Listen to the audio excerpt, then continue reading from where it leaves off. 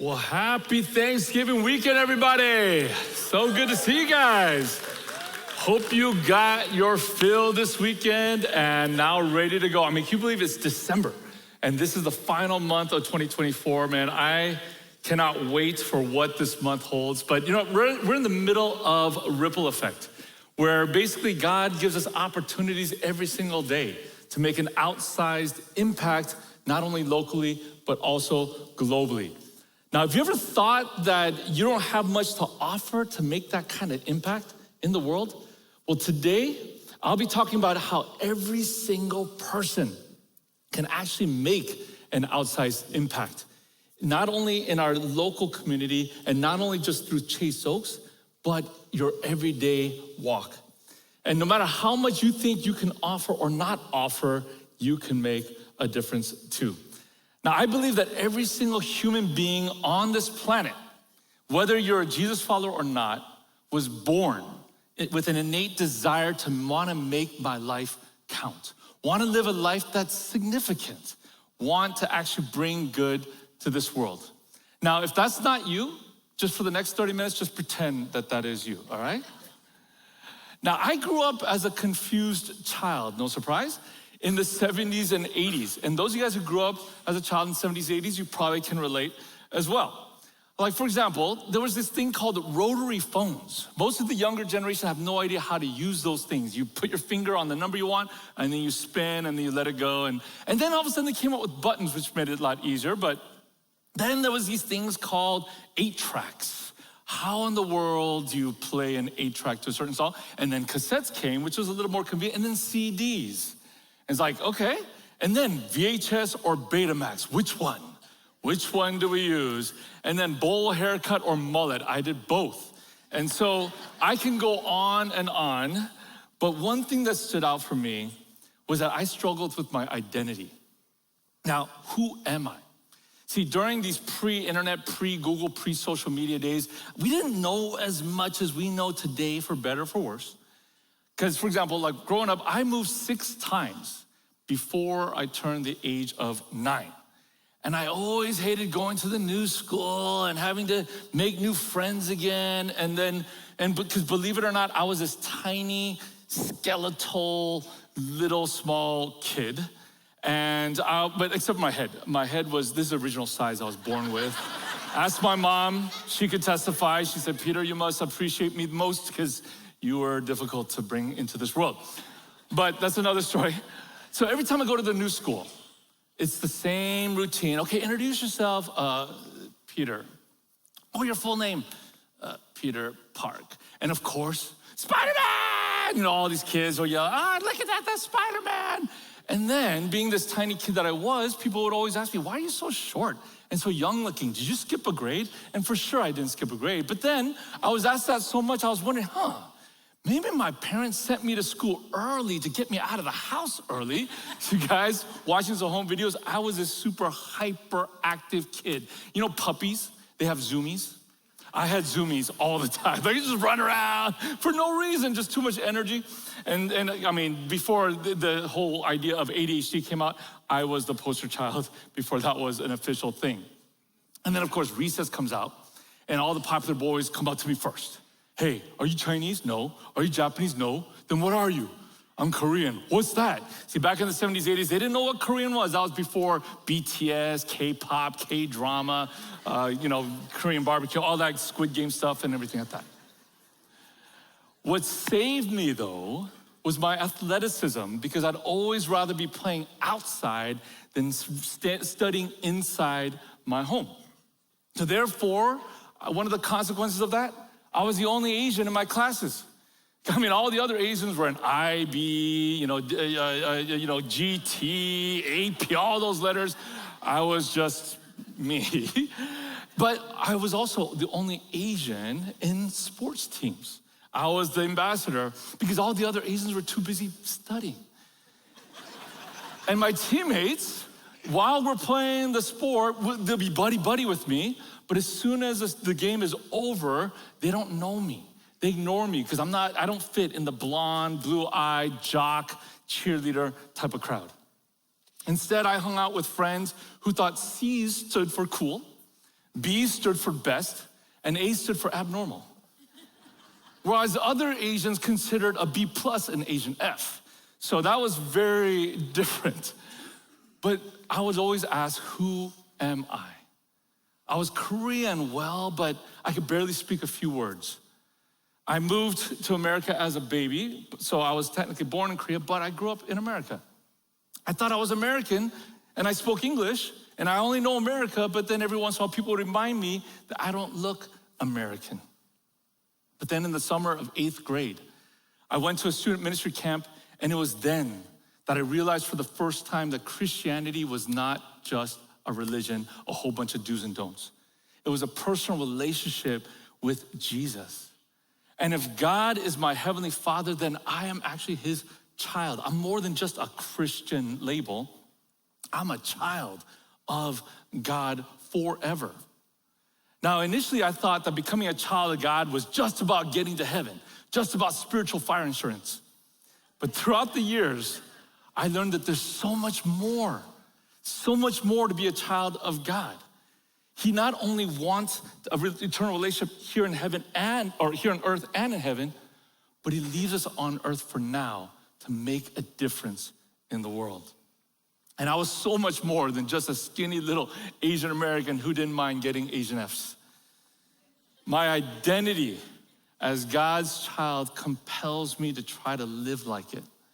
Because when we know who we are, we try to do as we are.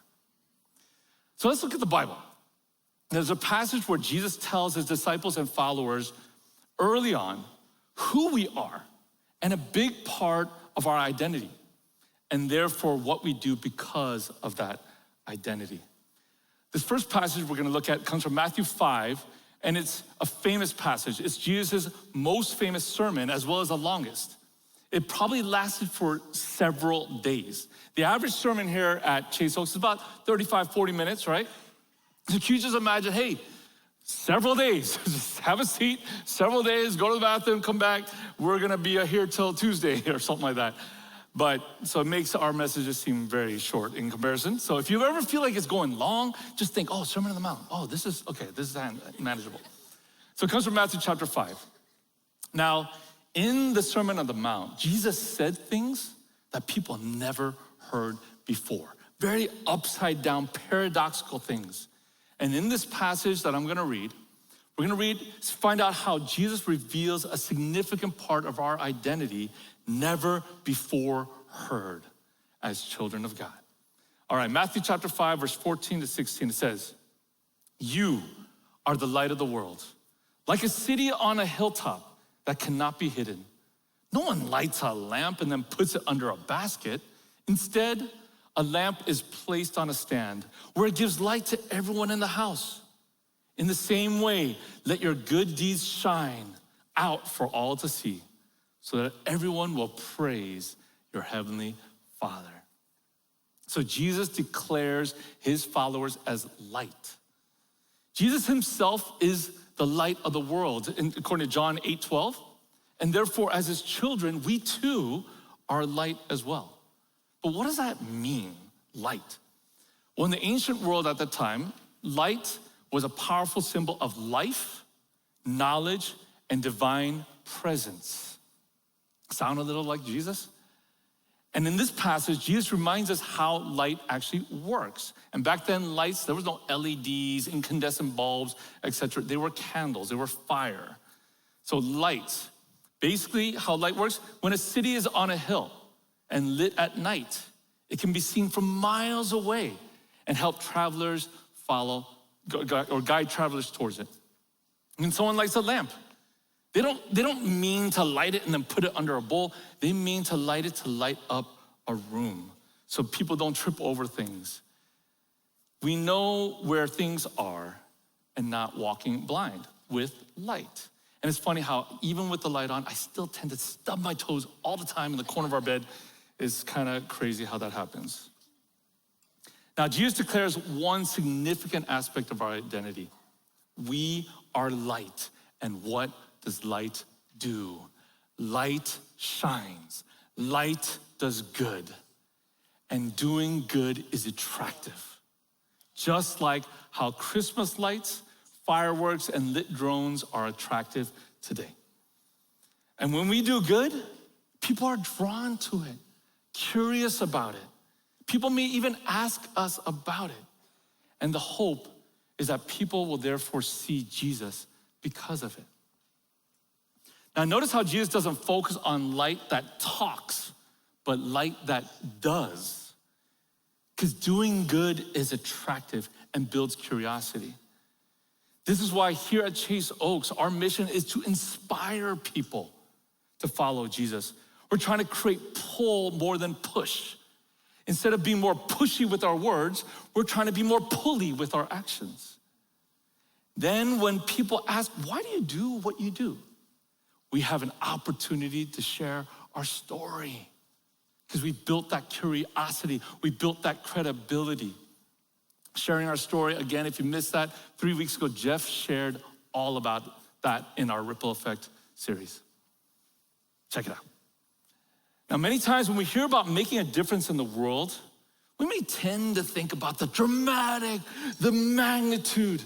So if you're a Jesus follower, you may think it means committing your entire life to some foreign, unreached jungle where there's no electricity and nothing else to modern society, and commit the rest of your life and die there. Or maybe some of you think that that means, man, earning millions of dollars and giving it all away to build thousands of churches around the world. Or maybe it's filling all the stadiums, AT&T Stadium, Cotton Bowl Stadium, and preach the gospel, and where thousands come down to the floor, to the field, and accept Jesus and get baptized on the spot. And you know what? All these things are true. And all these things have actually happened and do make a difference. And if you feel compelled to do one of those three things, or all of them, go for it. I'm not knocking that at all, and they actually happened before. However, we're gonna see that making an outsized impact doesn't necessarily have to be big to make it big. So let's look at a famous story from 2,000 years ago of Jesus feeding the 5,000. And that comes from John chapter 6, and let me start with verse 1. After this, Jesus crossed over to the far side of the Sea of Galilee, also known as the Sea of Tiberias. A huge crowd kept following him wherever he went because they saw his miraculous signs as he healed the sick. Now, the after this in the beginning of this verse was referring to Jesus healing a ton of the sick in previous cities, and people were now flocking to him, wanting to get healing as well. I mean, you could imagine how popular he got after people heard that this Jesus made the blind see, made the lame walk, made the deaf hear, and made the Cowboys finally win another Super Bowl. Oh, wait. Oh, that's not in the Bible. I just added that as a miracle that may or may not happen. I don't know, in our lifetime. We'll see. We're stuck for a while. But anyways, moving on. It's football season, sorry. So after all that, Jesus and his disciples is trying to get away, to catch their breath, take a break. But yet this crowd was just growing and just flocking towards him, desperate for healing. So let's read on, verse 3. Then Jesus climbed a hill and sat down with his disciples around him. It was nearly time for the Jewish Passover celebration. Jesus soon saw a huge crowd of people coming to look for him. It's like, oh, great. Turning to Philip, he asked, where can we buy bread to feed all these people? He was testing Philip, for he already knew what he was going to do. Philip replied, even if we worked for months, we wouldn't have enough money to feed them. Now, this is fairly early in Jesus' ministry, so his disciples were still learning who Jesus was and what he was capable of doing. Now, Jesus testing Philip here is not so that he can fail, but instead to build his faith. But Philip was focused on their limited resources, even though Jesus was with them and didn't ask Jesus to provide a food miracle. Now, don't we do this too often? We focus on our limited resources instead of asking Jesus to provide more than what we can see or what we have. Because when we're limited in what we see or have, actually that gives us an opportunity to grow our faith in Jesus when we depend on him more. Now, about 15 years ago, I've been in ministry for 29 years. 15 years ago, I was an executive pastor for about a couple years at my previous church. And then just suddenly, our lead pastor resigned without any warning. And that same day, I was given the keys to the church, and I was like, what the heck? I don't know a thing about how to lead a church. I've been a youth pastor most of my ministry career, and all of a sudden, bam, I'm supposed to lead a group of adults. I don't know how to, I know how to talk to teenagers, but adults, that's a whole different thing.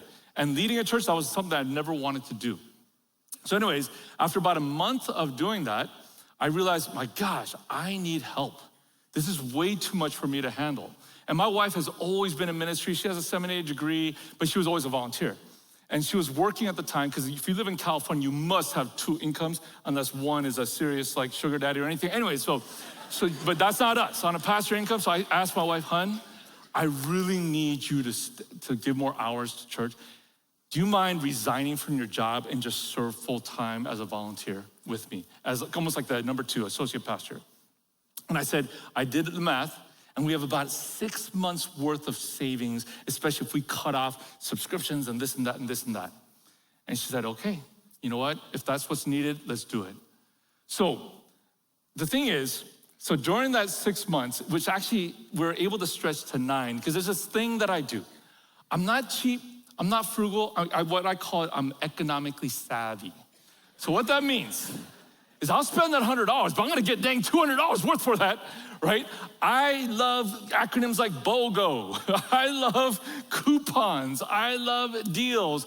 I love maximizing, stretching my dollar. God knew that I was gonna be a pastor, so he knew that I would have to learn to stretch the dollar, right? I mean, I buy gift cards on a discount and then combine those discounts with coupons, because you do that with gift cards and get double the savings. I mean, it's crazy how my mind works. So much so that I built this, inevitably, this reputation came out amongst staff.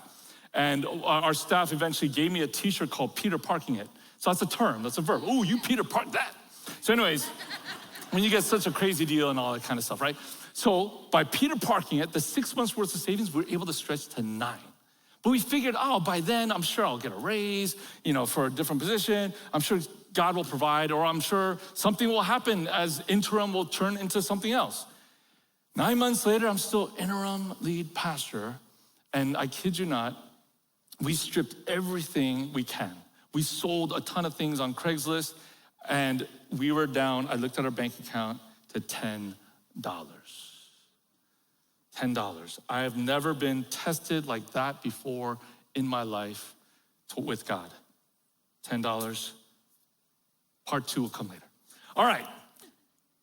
So John, verse 8. Let's continue this passage.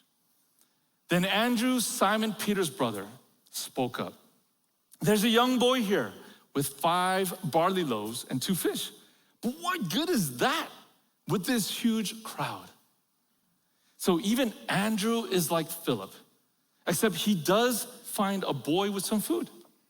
But Andrew doesn't ask Jesus to provide. Now remember, Philip and Andrew are disciples, and they have witnessed Jesus make the blind see, the paralyzed walk, and perform many other miracles, yet somehow they didn't think that Jesus could fill people's stomach. Let's move on. Jesus says, tell everyone to sit down. So they all sat down on the grassy slopes.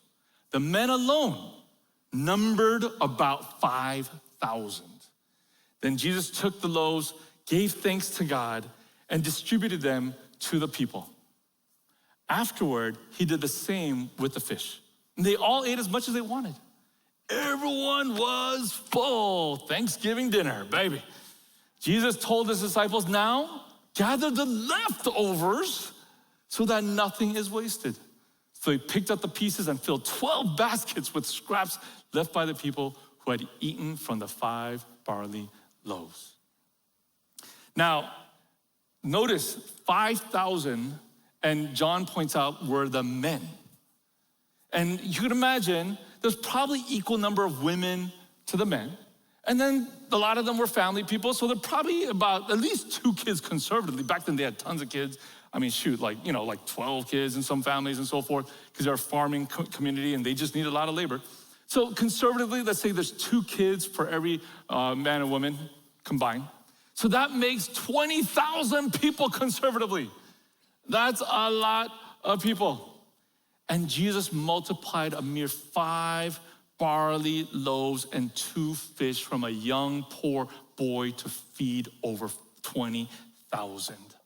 I mean, this needs to be retitled, Jesus feeding the 20,000. And to imagine what 20,000 is, in this room is about 1,750 seats. American Airlines Center, 20,000. So just bam, 20,000. There was no amplification, there was no mic, 20,000 people coming to hear Jesus and being healed, and he fed them all. Now, Jesus being God, he could have just snapped his finger and produced the best buffet in history. Wagyu steaks, Korean barbecue, all that good stuff, right? I'm a carnivore, you can tell. But instead, Jesus used what a little poor boy gave him. 5 barley loaves and 2 fish. Now, it's interesting how John gave that detail, barley loaves. He didn't just say bread, barley loaves, because barley was actually considered grain for the poor. The rich didn't eat barley. That was like the leftover, unused grain that the poor would take. So barley loaves were considered poor man's food. And they were not large either, probably the size of a small pita bread. And also, he was with a boy with 2 fish. We're not talking about 10-pound bass or anything like that. A little boy probably could only carry so much. So we're probably thinking, like a just small little generous size, or not even generous size, but small little petite fish times 2 to make it very portable for his little lunch sack. Now, I don't think Jesus taking from a boy and not an adult is random. He took a poor boy's food, who was the only smart one who brought food, first of all, and then willing to give it all away. If that little boy kept his 5 loaves and 2 fish to himself, it would have fed 1 person, himself. But since he was willing to offer it to Jesus, over 20,000 people were fed, including the boy himself, until everyone was Thanksgiving full. And they had leftovers. Crazy. If that boy was self-focused, self-centered, self-serving, he would have missed out on the opportunity of the ripple effect of an outsized impact. He chose this little poor boy that doesn't even have a name. He has a name, but it's not revealed in the Bible for a reason. Because he wants to show that, you know what, everyone can play. Everyone. It doesn't take much to start a ripple effect for an outsized impact. It doesn't take months and months and months worth of earnings. It didn't take truckloads of food. It doesn't take, well, when I grow up, then I will. This poor young boy was willing to give what little he had, and Jesus did the rest. When we are willing to give the little that we have for the sake of others, Jesus can cause the ripple effect and multiply the impact. And then we get to shine as light for others to see Jesus. Jesus not only multiplies blessings from what we give, but he can multiply it to the point of leftovers. Part 2 of my story. $10.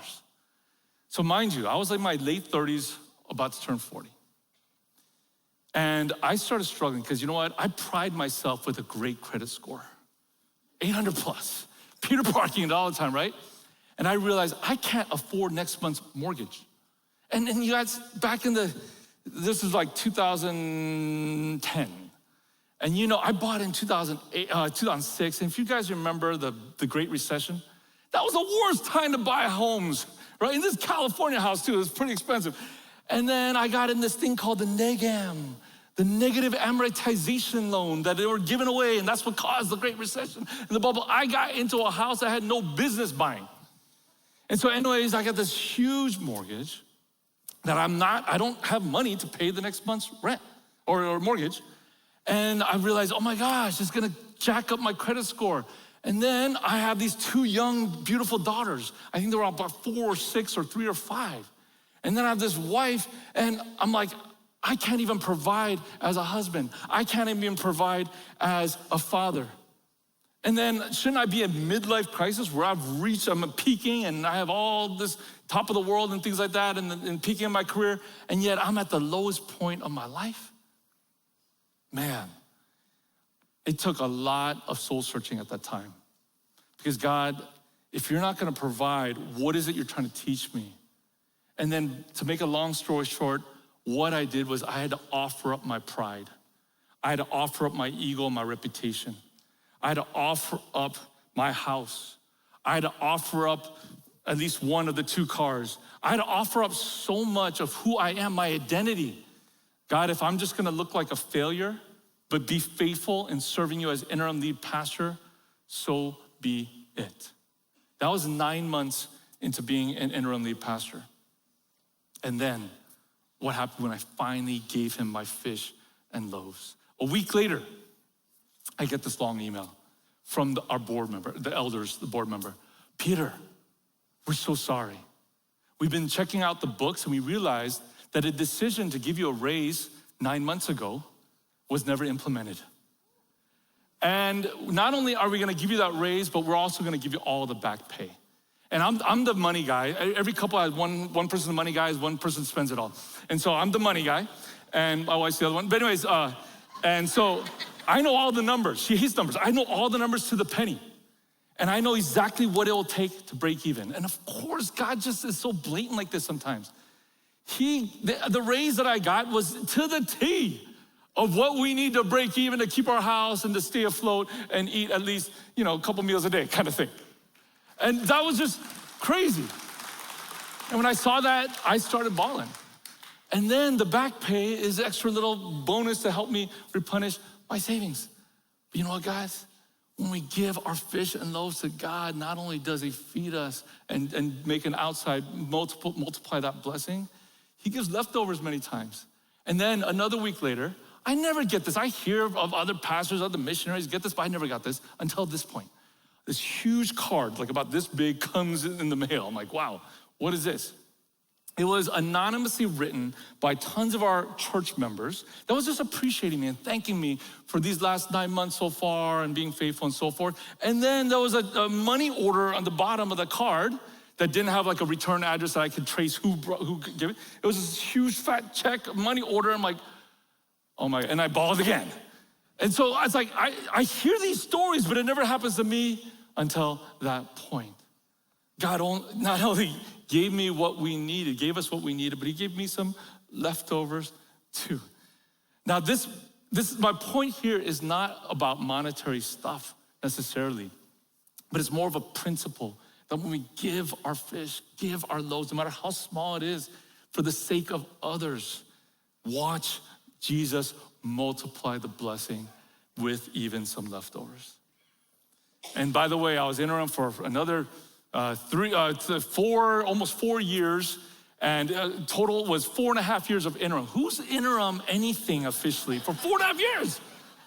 And looking back, I could easily be bitter at the pastoral search committee that kind of dragged their feet along the way. But I realized, you know what? God still had a lot to work in my heart and my character and my soul and my identity. Because what happened was after those 4.5 years, I moved to Chase Oaks. And so I was not ready for Chase Oaks. I was not ready yet. You guys are too good for me to have gone too early, right? I would have ruined things here, but I was not ready. So I realized, I was the reason why it took 4.5 years, because I was not ready. And I'm still growing. I still have a long way to go, but man, what a journey that is and what it is right now. So you might be asking yourself, what real significant difference can I make when I have so little or practically nothing to offer? Well, let me ask you, what's in your hands? what do your loaves and fish look like? Because we don't have to wait for $1 million before we give $1. We don't have to wait till we have all the time in the world before we can volunteer for 1 hour. We don't have to wait to invite everyone we know to church before we can invite one. We just need to take a step of faith like the little boy to do good and watch Jesus do greater. Here at Chase Oaks, for the next month or so, we have over a dozen local opportunities that you can make your light shine through by doing good. And all of these is something that anyone can do, no matter how old or young or whatever background you have. So let me kind of go through this list real quick. Now, several weeks ago, you should have received this card, this blue card. It's called Rock the Season. And we have a lot of extras at the hub. So if you want to grab that on your way out, feel free to do so. Now, in this card, it shows that we have 3 small rock opportunities that can cause great ripple effect. Donate, serve, and invite. Let me start with donate. Gifts for Good, as Darby mentioned earlier. Last week to drop off toys or coats is next Sunday. And again, what is Gifts for Good? We partner with Title I schools and different nonprofit organizations that are under-resourced parents and families. And at Local Good Center, in a couple weeks, we invite these families to shop for toys for Christmas for their kids, pennies on the dollar, which gives them the dignity of knowing that I provided for my kids. And it is a powerful, powerful time where they can really celebrate Christmas in a powerful way. And the last week to donate is next week, or you can go on our Amazon list. You can go online and check out the Amazon wish list as well. Another way we could donate is our Local Good Pantry. We have Local Good Center and Local Good Pantry. Beyond the food supply, Local Good Pantry actually serves a lot of very amazing touches to the people that they serve, where some of them are actually houseless. And so they will walk up to them, and sometimes they need socks, or they have young kids, they need diapers or toiletries, etc. And those aren't things that the North Texas Food Bank and other places necessarily donate. So they need those extra kind of accessories. And so if you go to localgoodpantry.org, you can get that Amazon wish list. Just press order and it'll get sent directly to them. But not only can we donate, we could also serve to make a ripple effect. The Local Good Pantry distributes food 3 days a week, Tuesday, Thursday, Saturdays, and feeds over, it's incredible, 15,000 people a month. I mean, they're multiplying the fish and loaves every single month, but it would not be possible without volunteers. They have 3 staff, and they need volunteers to make this happen. And I had a chance to speak with a Chase Oaker named Joanne, who's an empty nester and had extra time in her hands and was looking to volunteer somewhere to find more purpose in her life. So the first month that Local Good Pantry opened, that's this November of 2023, she decided to try it out the week of Thanksgiving. She felt so good after serving, and it was so rewarding that she was hooked. The team of volunteers were so excited at the time to do 100 to 150 boxes. But now, lately, they're up to 850 boxes. That translates from feeding 4,000 people last November to now currently 15,000 people per month. Now, since then, she's been volunteering a couple of times a week and recently has been promoted as a shift leader as a volunteer. And when I asked what makes her come back each time, she says that she loves the people and it just really feels good to do good, and that we have so much food to give away to everyone. I love that. It feels good to do good. And there's so many Joannes out there. I see you guys in the audience and online. Chase Oaks was filled with Joannes. I love that. The Local Good Pantry is year-round, and if you have kids, they can serve as well. It's a huge opportunity to create an impression in kids' minds that yes, that they don't take food for granted and there are people in need and we need to count our blessings. Now, another volunteer opportunity is to serve, of course, in our weekend services. but especially in our 6 Christmas services. Normally we have 3 on a weekend. We got 6, y'all, 6. And that's why we need volunteers. Whether it be a greeter, a coffee prepper, or playing with little ones birth through 3 years old, Kids Co will be opened. So if you want more information on that, stop by the hub and check it out. Yes, Kids Co. And finally, donate, serve, invite. Invite. You guys, Christmas service is the lowest hanging fruit to invite someone throughout the year. It's candlelight. Just draw them with candlelight. We're doing candlelight. We're singing Christmas carols that you're familiar with. The kids have an amazing program as well, 0 to 3 years old. And we have 6 choices, guys. Amazing, 2 on Sunday and 4 on Christmas Eve. And of course, every year for the last several years, we've been encouraging y'all to host pancake parties on New Year's Day, New Year's morning. What a great opportunity to connect with their neighbors. Who doesn't like free food? And then nothing's going on New Year's Day, so we invite them over, watch a football game, whatever, or just hang out with each other. And finally, not only do we have Local Good Center, Local Good Pantry, but we also have Local Good Coffee. That's always open 7 days a week, where you can invite friends, coworkers, neighbors to have some coffee, to eat some food, or play pickleball. It's free all the way till I think 9 o'clock every single night. It's lit, and lit for Gen Z people. Lit. It's lit in many ways. So guys, the question is, what's in your hand? What are your small loaves and small fish? Money, time, invitations. Jesus doesn't need much to impact much. That's why he says, you are the light of the world. Let your good deeds shine out for all to see, so that everyone will praise your heavenly Father. Who knew that a shy little confused boy like me would one day be so blessed to get to be a part of a church family who continually strives to shine brightly, not only in Plano, but in Collin County, in Dallas County, and all over the world. A church family who strives to be light in the world because of the light of the world, Jesus. And therefore inspires people to follow Jesus and together change our world for good. I'd like to close our time in prayer. And this is one of the passages that Jeff shares with us all the time during the Reimagine campaign, and many other reasons why. Because it's a strong reminder of who God is and who we can be with him in this world. So you join me in prayer. It comes from Ephesians chapter 3, verse 16 to 21.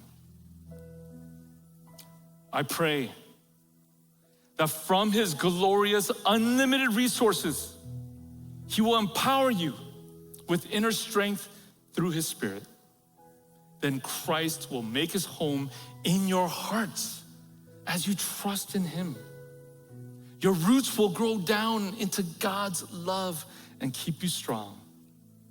And may you have the power to understand, as all God's people should, how wide, how long, how high, and how deep his love is. May you experience the love of Christ, though it is too great to fully understand. Then you will be made complete with all the fullness of life and power that comes from God. Now all glory to God, who is able, through his mighty power at work within us, to accomplish infinitely more than we might ask or think. Glory to him in the church and in Christ Jesus through all generations, forever and ever. Amen. At this time, we're gonna close our service with singing one last song. So if you join me in standing, we're gonna sing Who You Say I Am. It talks about how we are children of the King of Kings because of what Jesus did on the cross.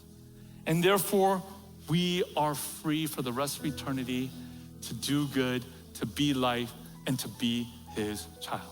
Sing with us.